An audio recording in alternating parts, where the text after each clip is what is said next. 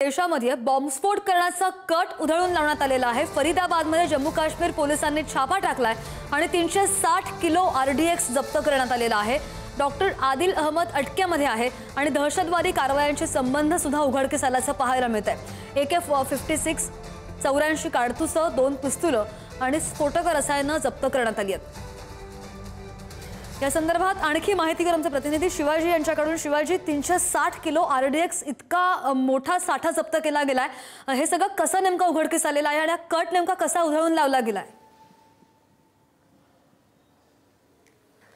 तपास यंत्रणांनी या संदर्भामध्ये छापा टाकल्यानंतर ही माहिती समोर आलेली आहे। त्यामध्ये अजूनही तपास सुरू आहे। आत्ताच पोलिसांनी पत्रकार परिषद घेऊन या संदर्भामध्ये माहिती दिलेली आहे।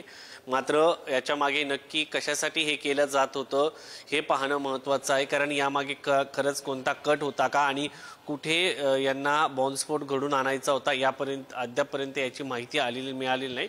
मात्र दिल्लीपासून जवळ असलेल्या फरीदाबाद म्हणजे हरियाणामध्ये येतं, मात्र दिल्लीपासून जवळ आहे त्या ठिकाणी एका एका शिक्षकाच्या घरी अशा पद्धतीचं हे RDX सापडलेले। आता ही शिक्षकाची खोली होती, भाड्याने दिली होती का की जो व्यक्ती शिक्षक म्हणून काम करत होता त्याने ही रूम भाड्याने घेतली होती हे अद्यापपर्यंत स्पष्ट झालेलं नाहीये।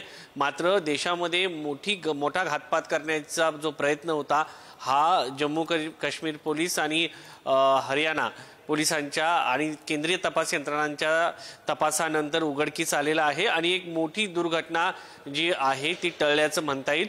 पोलीस यंत्रणांना हे मोठं यश आलेलं आहे, कारण ज्या पद्धतीने गेल्या 15 दिवसापासून या संदर्भामध्ये ऑपरेशन राबवण्यात आलं होतं त्याच्यामध्ये संयुक्त ऑपरेशनमध्ये ही घटना समोर आलेली आहे।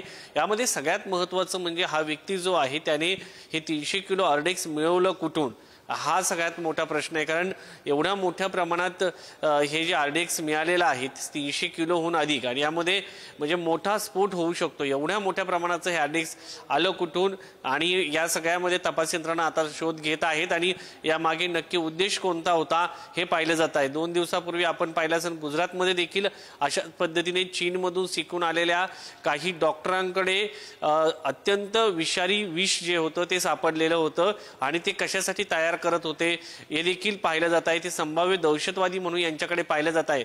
गुजरात ATS असो की आज जम्मू काश्मीरच्या पोलिसांनी केलेली कारवाई असो, विनंती असं जोडलेलं राहा, यावर पोलिसांची सुद्धा प्रतिक्रिया आलेली आहे, आपण पाहूया।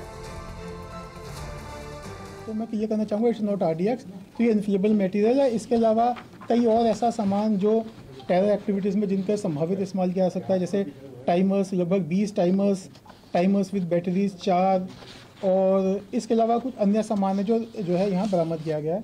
साथ साथ ही जो है जो फायर आर्म्स में एक कैरनकॉप राइफल विद 3 मैगजीन्स एंड 83 लाइव राउंड्स, एक पिस्टल विद 8 लाइव राउंड्स, 2 empty कार्ट्रिजेज और 2 एडिशनल मैगजीन्स हैं जो इनसे जो है रिकवरी की गई है।